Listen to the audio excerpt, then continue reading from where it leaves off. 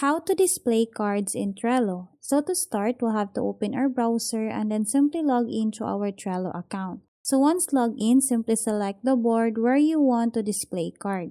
So as you can see here, I'm already on a board. So as an example, I'm gonna add a card first. To do that, I'm just gonna tap on this one. And then I'm just gonna type here, submitted list, rank, and file. And then after that, and then once I'm done, let's just say you accidentally archive the cards. To do that, we'll have to tap on this pencil icon beside the card and then in here tap on this archive option. And then after that, I'm going to repeat the process on the other card.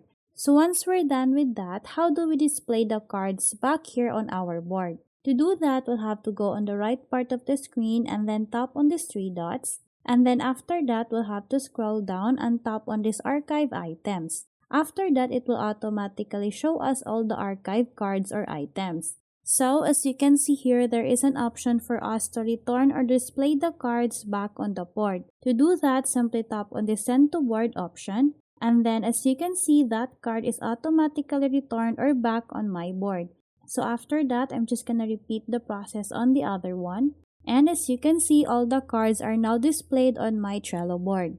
So that's how easy we can display cards in Trello. Thanks for watching, and if you find this video helpful, please don't forget to subscribe, hit the like button and then the notification bell so you won't miss any of our future videos. See you on the next one.